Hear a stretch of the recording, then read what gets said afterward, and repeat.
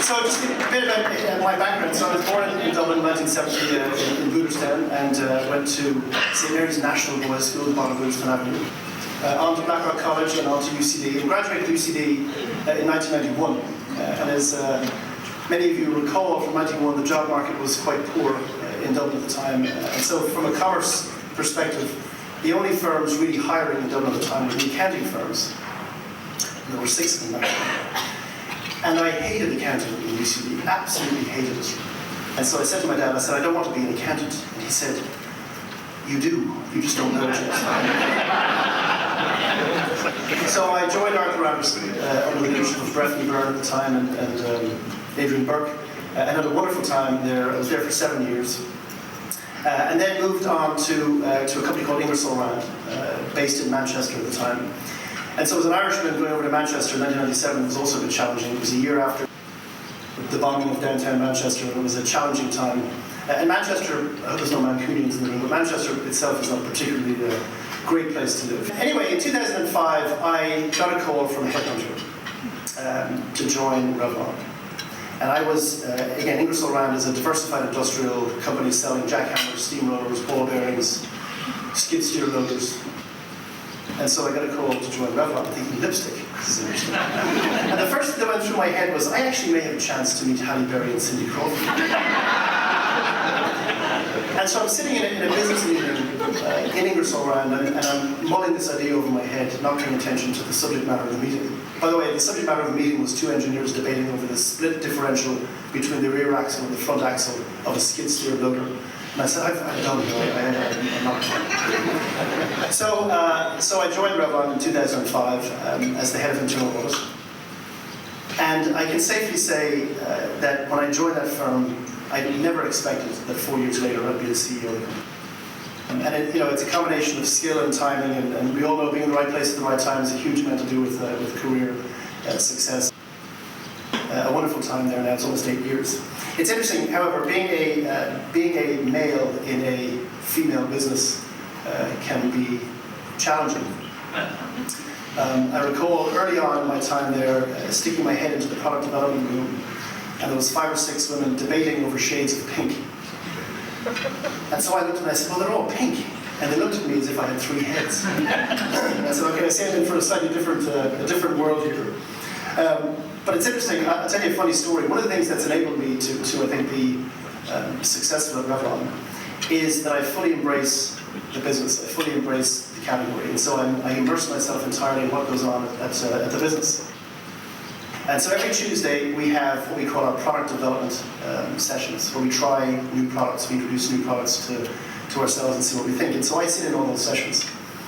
And invariably I would try on all the products. I would put on the lipstick if they tell me it's a moisturizing feel and won't feel tacky on your lips, I put it on and I test to see if it feels moisturizing and tacky.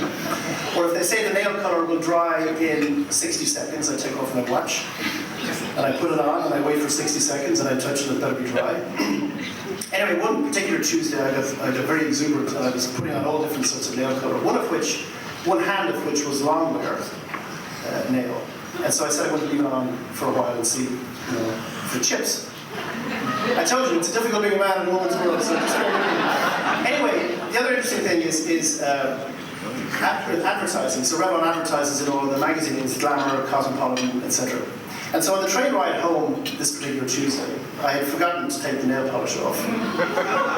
And I was sitting in a two-seater berth on New Jersey Transit, like the other 6 million people that commute in and out of Manhattan. And I was reading Glamour magazine. Completely in my own world. And I was looking at the Revlon ads in the Glamour magazine, and then this gentleman, a rather tight pair of pants, sat down beside me. And he says, how are you doing? And I said, it's not what you think, it's not what you think.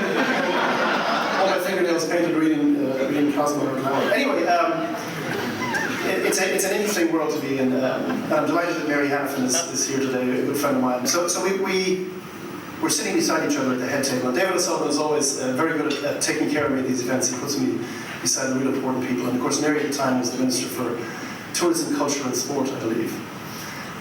And she was a guest speaker at this particular dinner, which is the annual Ireland-U.S. Council dinner. And she was very immersed in her thinking, and she was obviously rehearsing her words in her head. And so I thought I'd break the silence sitting beside her. I said, could I ask you, Mary, what colour mascara you're wearing? She said, I beg your pardon. I said, what colour mascara are you wearing? And she looked at me and she said, I'm wearing black mascara. What's it to you? And I said, well, I think black brown may suit your colouring a bit better.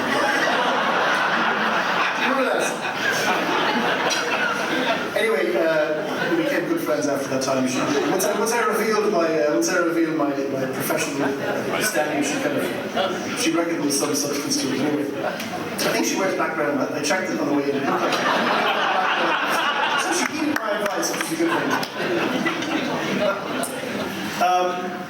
On the Ireland-U.S. Council and business relationships between Ireland and the U.S. Listen, there's been a challenging 5 years, I think, globally from an economic standpoint. Certainly, the U.S. is in a difficult situation, as is Ireland.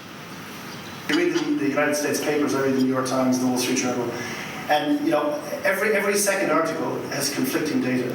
There's good news about jobs, and there's bad news about something else. There's good news about property market hitting the bottom, and then there's bad news about something else. And so it's been a very volatile recovery, if in fact even it is a recovery. And of course, you've experienced, after the 10 years of the Celtic Tiger, you've experienced a very challenging 5 years. And I would encourage you to stick with it. I think Ireland is on the right path. In fact, Alan Shadow was asking me earlier if you thought we were on the right path. And listen, the medicine doesn't taste good, but I think you're doing all the right things. The word bank appears to be a swear word over here. And listen, the banks played a big part, and I will tell you that I thought Alan Shadow made a good point when he's mentioned that personal responsibility played a part in where Ireland is today. So then, you learn going forward.